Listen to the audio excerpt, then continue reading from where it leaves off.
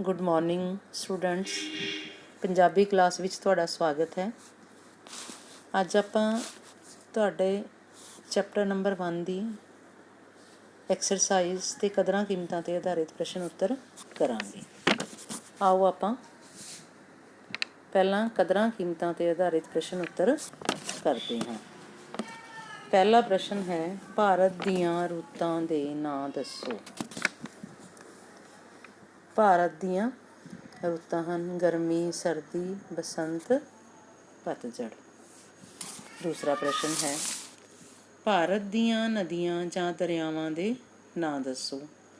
ਇਹਦੇ ਵਿੱਚ ਤੁਸੀਂ ਗੰਗਾ, ਜਮਨਾ, ਕ੍ਰਿਸ਼ਨਾ, ਸਤਲੁਜ, ਰਾਵੀ, ਬਿਆਸ ਆਦਿ ਨਦੀਆਂ ਅਤੇ ਦਰਿਆਵਾਂ ਦੇ ਨਾਮ ਲਿਖ ਸਕਦੇ ਹੋ। ਭਾਰਤੀਆਂ ਦਾ ਪਹਿਰਾਵਾ ਕਿਹੋ ਜਿਹਾ ਹੁੰਦਾ ਹੈ। ਭਾਰਤੀਆਂ ਦਾ ਪਹਿਰਾਵਾ ਸਧਾਰਨ ਅਤੇ ਸਲੀਕੇ ਵਾਲਾ ਹੁੰਦਾ ਹੈ। ਨੈਕਸਟ ਕੁਐਸਚਨ ਹੈ, ਭਾਰਤ ਵਿੱਚ ਸਭ ਤੋਂ ਸੁਹਾਵਣੀ ਰੁੱਤ ਕਿਹੜੀ ਹੁੰਦੀ ਹੈ। ਤੁਹਾਨੂੰ ਕਿਹੜੀ ਰੁੱਤ ਚੰਗੀ ਲੱਗਦੀ ਹੈ ਅਤੇ ਕਿਉਂ। ਵੈਸੇ ਭਾਰਤ ਵਿੱਚ ਬਸੰਤ ਰੁੱਤ ਸਭ ਤੋਂ ਵਧੀਆ ਹੁੰਦੀ ਹੈ।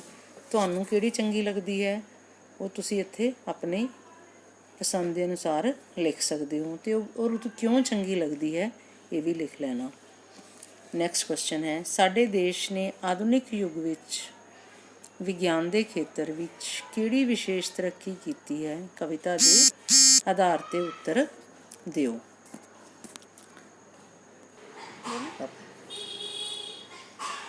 ਵੈਸੇ ਤਾਂ ਸਾਡੇ ਦੇਸ਼ ਨੇ ਵਿਗਿਆਨ ਦੇ ਯੁੱਗ ਵਿੱਚ ਵਿਗਿਆਨ ਦੇ ਖੇਤਰ ਵਿੱਚ ਬਹੁਤ ਤਰੱਕੀ ਕੀਤੀ ਹੈ, ਪਰ ਕਵਿਤਾ ਦੇ ਆਧਾਰ 'ਤੇ ਅਸੀਂ ਦੱਸਣਾ ਹੈ ਕਿ ਸਾਡਾ ਦੇਸ਼ ਚੰਦਰਮਾ 'ਤੇ ਪੁੱਜ ਗਿਆ ਹੈ। ਕਵਿਤਾ ਵਿੱਚ ਇਹ ਦੱਸਿਆ ਗਿਆ ਹੈ ਕਿ ਭਾਰਤ ਦੇਸ਼ ਚੰਦਰਮਾ 'ਤੇ ਪੁੱਜ ਗਿਆ ਹੈ। ਨੈਕਸਟ ਕੁਐਸਚਨ ਹੈ, ਸਾਡੇ ਦੇਸ਼ ਵਿੱਚ ਪਰਦੇਸੀ ਗੂੰਜਾਂ ਕਦੋਂ ਅਤੇ ਕਿਉਂ ਆਉਂਦੀਆਂ ਹਨ। ਸਾਡੇ ਦੇਸ਼ ਵਿੱਚ ਪਰਦੇਸੀ ਗੂੰਜਾਂ ਸਰਦੀਆਂ ਵਿੱਚ ਆਉਂਦੀਆਂ ਹਨ ਕਿਉਂਕਿ ਦੂਜੇ ਦੇਸ਼ਾਂ ਵਿੱਚ ਬਹੁਤ ਜ਼ਿਆਦਾ ਬਰਫ਼ ਪੈਂਦੀ ਹੈ ਅਤੇ ਮਾਹੌਲ ਰਹਿਣ ਵਾਲਾ ਨਹੀਂ ਹੁੰਦਾ। ਅਗਲਾ ਪ੍ਰਸ਼ਨ ਹੈ, ਭਾਰਤ ਦੇ ਵਰਤਮਾਨ ਰਾਸ਼ਟਰਪਤੀ ਅਤੇ ਪ੍ਰਧਾਨ ਮੰਤਰੀ ਦਾ ਨਾਂ ਦੱਸੋ। ਭਾਰਤ ਦੇ ਵਰਤਮਾਨ ਰਾਸ਼ਟਰਪਤੀ ਹਨ ਸ਼੍ਰੀ ਰਾਮਨਾਥ ਕੋਵਿੰਦ ਜੀ ਅਤੇ ਪ੍ਰਧਾਨ ਮੰਤਰੀ ਹਨ ਸ਼੍ਰੀ ਨਰਿੰਦਰ ਮੋਦੀ ਜੀ। ਨੈਕਸਟ ਕੁਐਸਚਨ ਹੈ, ਪੰਜਾਬ ਭਾਰਤ ਦਾ ਇੱਕ ਪ੍ਰਾਂਤ ਹੈ, ਇਸ ਬਾਰੇ ਆਪਣੇ ਵਿਚਾਰ ਦੱਸੋ। ਹਾਂ, ਪੰਜਾਬ ਭਾਰਤ ਦਾ ਇੱਕ ਪ੍ਰਾਂਤ ਹੈ, ਰਾਜ ਹੈ। ਪੰਜਾਬ ਖੇਤੀ ਪ੍ਰਧਾਨ ਪ੍ਰਾਂਤ ਹੈ। ਇਸ ਦਾ ਵਿਰਸਾ ਅਨਮੋਲ ਹੈ। ਪੰਜਾਬ ਵਿੱਚ ਪਹਿਲਾਂ 5 ਦਰਿਆ ਵਗਦੇ ਸਨ।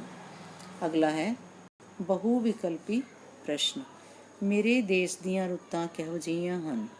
ਇਹਦਾ ਆਨਸਰ ਲਿਖਣਾ ਹੈ ਸੋਹਣੀਆਂ। ਦੂਸਰਾ ਹੈ, ਇਸ ਵਿੱਚ ਕਲ-ਕਲ ਕਰਦੇ ਕੀ ਵਹਿੰਦੇ ਹਨ। ਦਰਿਆ। ਤੀਸਰਾ ਪ੍ਰਸ਼ਨ ਹੈ, ਮੇਰੇ ਦੇਸ਼ ਦੇ ਖੇਤਾਂ ਨੂੰ ਕੌਣ ਸ਼ਿੰਗਾਰਦਾ ਹੈ। ਨਹਿਰਾਂ। ਮੇਰੇ ਦੇਸ਼ ਵਾਸੀਆਂ ਦੀ ਪਹੁੰਚ ਕਿੱਥੋਂ ਤੱਕ ਹੋ ਚੁੱਕੀ ਹੈ। ਚੰਦਰਮਾ ਤੱਕ। ਦੁਨੀਆ ਮੇਰੇ ਦੇਸ਼ ਦੀ ਕਿਹੜੀ ਚੀਜ਼ ਦੀ ਸਿਫਤ ਕਰਦੀ ਹੈ। ਪਹਿਰਾਵੇ ਦੀ।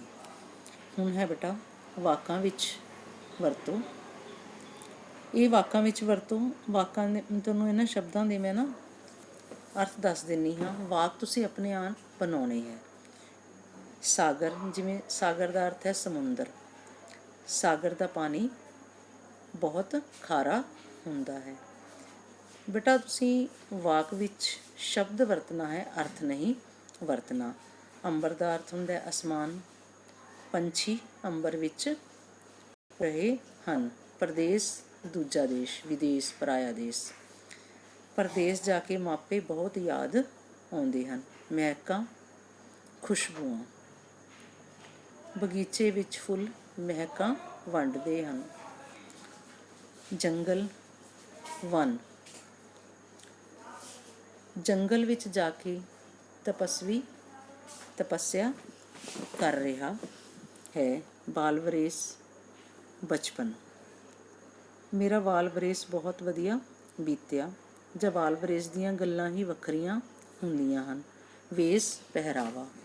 ਭਾਰਤ ਦਾ ਵੇਸ ਸਾਰੇ ਦੇਸ਼ਾਂ ਨਾਲੋਂ ਨਿਰਾਲਾ ਹੈ।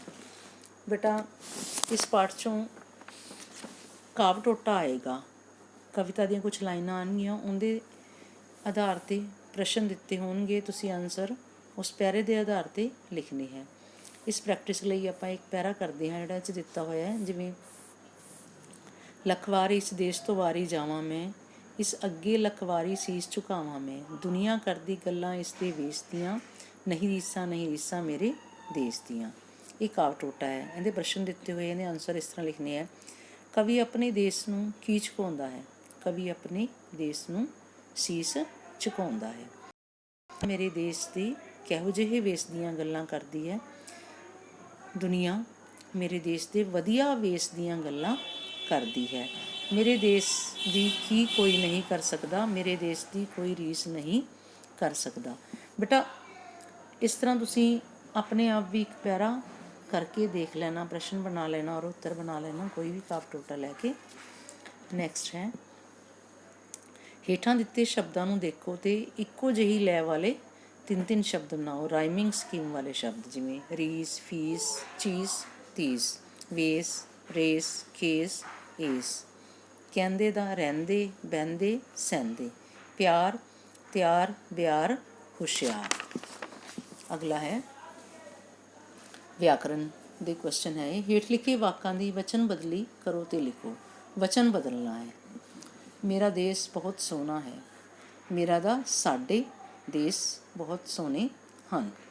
ਮੇਰੇ ਦੇਸ਼ ਦੀ ਰੀਸ ਕੋਈ ਨਹੀਂ ਕਰ ਸਕਦਾ। ਸਾਡੇ ਦੇਸ਼ਾਂ ਦੀਆਂ ਰੀਸਾਂ ਕੋਈ ਨਹੀਂ ਕਰ ਸਕਦੇ। ਦੇਖੋ, ਮੇਰੇ ਦਾ ਸਾਡੇ ਬਣਾਤਾ, ਦੇਸ਼ ਦਾ ਦੇਸਾਂ ਬਣਾਤਾ, ਦੀ ਦਾ ਦੀਆਂ ਬਣਾਤਾ, ਰੀਸ ਦਾ ਰੀਸਾਂ। ਕੋਈ ਨਹੀਂ ਕਰ ਸਕਦਾ, ਕੋਈ ਨਹੀਂ ਕਰ ਸਕਦੇ। ਅਗਲਾ ਸੈਂਟੈਂਸ ਹੈ, ਕੂੰਜ ਉੱਚੀ ਉੱਡੀ ਜਾ ਰਹੀ ਸੀ। ਕੂੰਜਾਂ ਉੱਚੀਆਂ ਉੱਡੀਆਂ ਜਾ ਰਹੀਆਂ ਸਨ। ਇੱਥੇ ਹਨ ਲਿਖਿਆ ਹੋਇਆ, ਸਨ ਕਰ ਲੈਣਾ। ਸ਼ਹਿਰ ਵਾਲੀ ਨਹਿਰ ਭਰੀ ਪਈ ਹੈ। ਸ਼ਹਿਰਾਂ ਵਾਲੀਆਂ ਨਹਿਰਾਂ ਭਰੀਆਂ ਪਈਆਂ ਹਨ। ਬੱਚੇ ਨੇ ਮਿੱਠਾ ਜਿਹਾ ਗੀਤ ਗਾਇਆ। ਬੱਚਿਆਂ ਨੇ ਮਿੱਠੇ ਜਿਹੇ ਗੀਤ ਗਾਏ।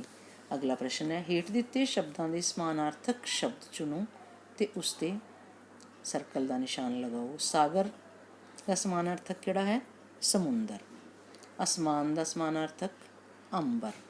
ਬਾਹਰ ਦਾ ਵਿਦੇਸ਼। ਪਰਬਤ ਦਾ ਪਹਾੜ। ਸੀਸ ਦਾ ਸਿਰ। ਬੇਟਾ ਇਹ ਐਕਸਰਸਾਈਜ਼ ਬੁੱਕ 'ਤੇ ਜ਼ਰੂਰ ਕਰ ਲੈਣਾ ਔਰ ਐਕਸਰਸਾਈਜ਼ ਲਰਨ ਕਰ ਲੈਣਾ। ਧੰਨਵਾਦ।